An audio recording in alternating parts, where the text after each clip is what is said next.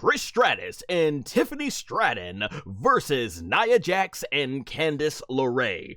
I've heard some fans talk about this match being perhaps one of the weakest matches on the card, and I will say it definitely did not stand out compared to the other matches. However, overall, I still thought it was good, and it did what it needed to do. First of all, let's talk about Trish Stratus. Man, almost 50 years old. She looks phenomenal. She still performs in the ring phenomenal, moves phenomenal.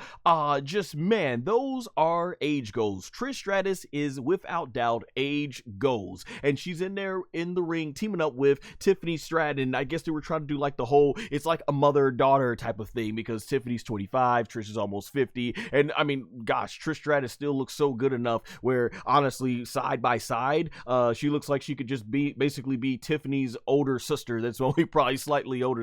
So much props to Trish Stratus, proving that age is only a number. And then we got Nia Jax, who I've had nothing but praise for in her work over the last year. Candice LeRae, glad to see that they're finally doing something more with her. So I thought this worked really good. As far as the match goes, like I said, it wasn't on the level of any other match, and it was only a 4-match card. It was not on that level, but nonetheless, I thought all 4 ladies did the job perfectly fine in terms of going out there. Of course, it's Toronto, Canada. Man, it was very nostalgic to hear Lillian Garcia announcing Trish Stratus to the ring. Very nostalgic because the last time they were there at Rogers Centers, back when it was the old Sky Dome, back in 2002, that's where Trish Stratus came out, had that awesome triple threat match with, I think it was it Lita and Jazz? So, man, this is really good. It's Trish Stratus' 25th anniversary. There was a really cool spot that Trish Stratus did on top of the rope with Nia Jax, did the Stratus faction off the top rope, so still taking crazy bumps like that. So that was really cool. I enjoyed seeing that. And overall, what I really loved was the finish.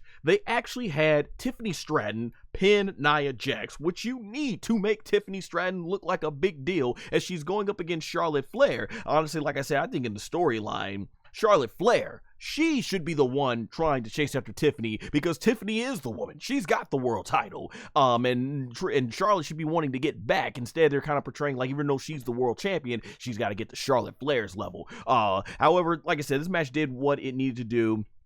And you get the big visual in Toronto, Trish Stratus celebrating with Tiffany Stratton, using Trish Stratus as a star of the past to elevate the current star that you're trying to build up. So I thought that was really phenomenal. Let's see here in the chat. Honey Bear X says, love Trish's attire. So great her family could attend. Yes, thank you so much. I'm glad I actually did that because I didn't have much time to prepare for this stream. So I'm just going off the top of my head. But yes, thank you for mentioning that. This is the first time Trish Stratus was able to wrestle in front of her kids. So phenomenal. They were finally, I guess old enough to finally attend to one of the shows and see her live and everything. So that's phenomenal. And that's always a great thing. And I think you see that a lot with a lot of these wrestlers who have been around for maybe 20 years, but now, they had families after they, hit their high point in their careers. And it's like, oh, well, I can come back and still do this. Let me do it in front so my family can witness it, because it's one thing to witness it on YouTube and Netflix and Peacock and stuff, all these streaming services, but to see it in person,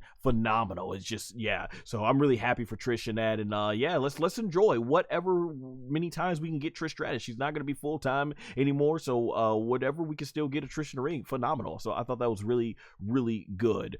Jeremy in the chat says the Fink announced them at WrestleMania 18. Rest in peace. Yes, he did. I was speaking mostly like in general about Lillian Garcia because I remember she would announce Trish Stratus a lot and everything, but as far as there, yeah, the Fink was one of a kind. The following contest is scheduled for one fall, and it is for the World Wrestling Federation Championship. Man, the music of my childhood right there. Rest in peace, the Fink, for sure. Jeremy says Rock and Cena versus Cody versus Roman at SummerSlam or Survivor Series. Maybe there's a lot to do. Cena's got a long time to go before right now. He's got several more months to go before this is all over with. He also says, and then we get Rock versus Roman at next year's WrestleMania. Quite possibly. I'll definitely be talking more about that. But yeah, I did like the attire, by the way, and everything. Obviously, I don't play sports, but I think it's a tribute to one of the hockey teams down there in Canada. Once again, I could be wrong, but obviously it is a tribute in Canada in some shape or form. So yeah, good to see Trish Stratus and Tiffany pick up the win.